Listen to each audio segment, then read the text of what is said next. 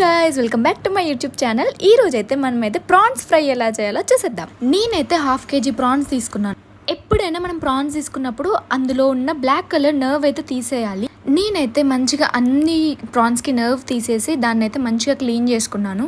So నేను ఎప్పటి నుంచో అనుకున్నాను ప్రాన్స్ ఫ్రై అయితే ఇంట్లో ట్రై చేయాలని చెప్పేసి. ఇవాళ అయితే మా ఇంటి దగ్గరికి ఒక అమ్మ అమ్మడానికి వచ్చింది. సో మా మమ్మ అయితే ఎప్పటి నుంచో అడుగుతున్నా కదా అని చెప్పేసి నేను లేచేసరికి తీసుకొని పెట్టింది. మా ఇంట్లో ఇంతవరకు ఎప్పుడు ప్రాన్స్ అనేది వండలేదు. ఇదే ఫస్ట్ టైం నేనే ట్రై చేశాను.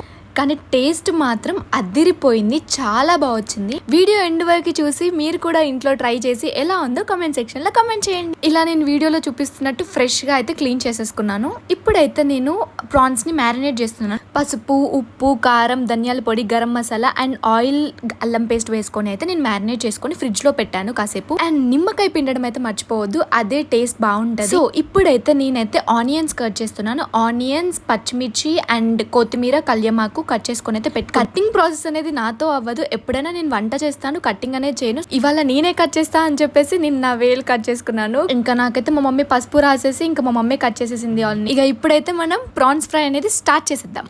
ఫస్ట్ అయితే మనం ఒక కడాయి తీసుకొని దాంట్లోకి అయితే ఆయిల్ వేసుకొని, ఆయిల్ వేడయ్యాక దాంట్లో దాల్చిన చెక్క, జీలకర్ర అండ్ లవంగాలు వేసుకున్నాను. ఇప్పుడైతే ఆనియన్, మిర్చి వేసుకొని మంచిగా ఫ్రై చేసుకోవాలి. తర్వాత అల్లం పేస్ట్ వేసుకొని పచ్చివాసన పోయేదాకా ఫ్రై చేసుకో. నేనైతే టేస్ట్ కోసం కొత్తిమీర అండ్ కళ్యమాకు వేసాను. నాకైతే కొత్తిమీర టేస్ట్ అంటే చాలా ఇష్టం. తర్వాత ప్రాన్స్ వేసుకొని మంచిగా మిక్స్ చేసుకోవాలి. కాసేపు ఫ్రై అయ్యాక దాంట్లోకి అయితే మంచిగా వాటర్ పోసుకోవాలి. ప్రాన్స్ పీస్ అనేది అంత త్వరగా ఉడకదు. సో వాటర్ పోసుకొని కాసేపు అయితే ఉడకపెట్టాలి. మనం చేసేది ఫ్రై కాబట్టి నేనైతే మూత అనేది పెట్టట్లేదు. పీస్ ఉడికినాక దాంట్లోకి అయితే ధనియాల పొడి, గరం మసాలా వేసుకొని మంచిగా ఫ్రై చేసుకోవాలి. లాస్ట్ లో అయితే మనం కొత్తిమీర వేసుకొని ఫైనల్ గా ఫ్రై చూసేయండి మీరే, ఎంత బాగుంది. టేస్ట్ అయితే అదిరిపోయింది. Please do like, share, comment and subscribe.